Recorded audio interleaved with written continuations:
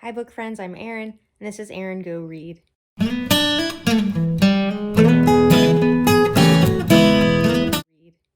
This is my cozy reading night TBR, and I normally do cozy reading night actually at night in the evening. For me, I will usually do more like 5 to 9 or so in the evening because especially if I'm reading, I just can't stay up to 10, and I'll typically fall asleep well before 10 o'clock if I tried to do 7 to 10. But I am in California, so Pacific Coast time, and Pacific time.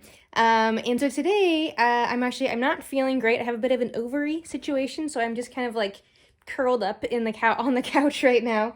I'm okay, just not comfortable.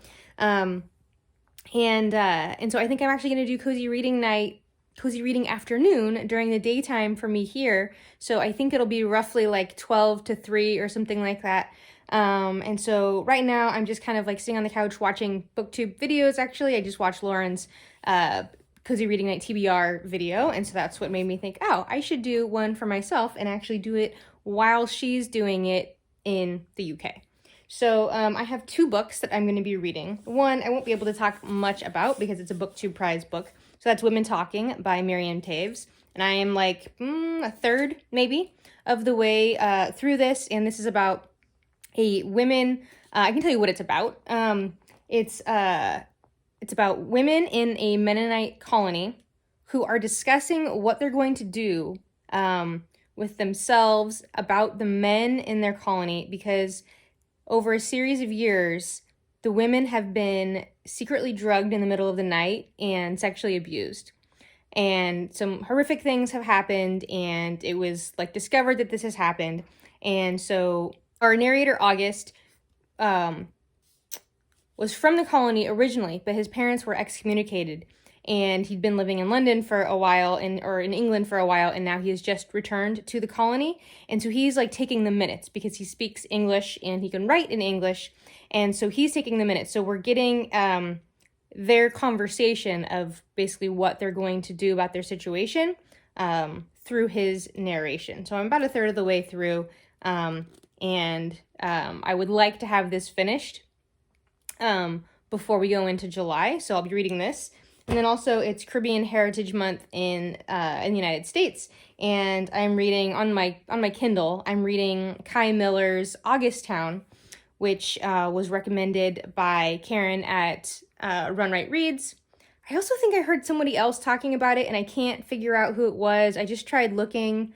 And I couldn't figure out who it was because I feel like someone had spoken in more depth about it. But anyhow, I got it on my Kindle, and I've just barely started this. So this takes place in Jamaica in kind of a poor suburb called Augustown. We're following kind of like we're like with one family, and there's something that had happened in the past, or like it didn't happen in the past, and then that's related to something that happens to the young boy in the family, and I haven't got to this part in the book, so I have no idea what that is yet, but this ends up, I guess, leading to like the beginning of Rastafarianism. And it has really high, it has like a 4.2 something rating on Goodreads.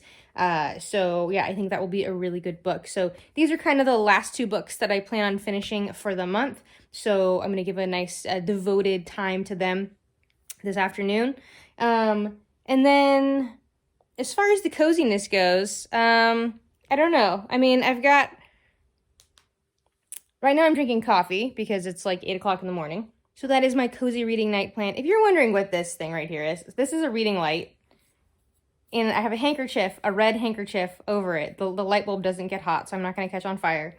But I'm all about honoring your circadian rhythm and basically allowing the light in my house, or causing the light in my house, to reflect the actual sun. Which, if you have a hard time sleeping, even if you don't have a hard time sleeping, having bright lights on, including our screens and white light, is the blue light spectrum is very damaging to our sleep. It hinders the release of melatonin, which you need in order to get sleepy. So I actually have like orange bulbs. So can you see over there? You can see that lamp has orange Over there I have one orange bulb on that light, so I'll turn off the white lights and just have the orange light on in the evening. And so I can have this reading light on and it provides enough light, and then with the red handkerchief there, it blocks some of that blue light, and it's part of the reason why I can't stay up late reading, because I don't have all these because I don't have all these blue spectrum lights on, and so I actually fall asleep more naturally because I'm not like falsely causing daylight in my house. So that is my cozy reading afternoon planned for the day. I'm excited to be doing it actually on the UK time schedule this time around. So thank you for watching. See you around the tube.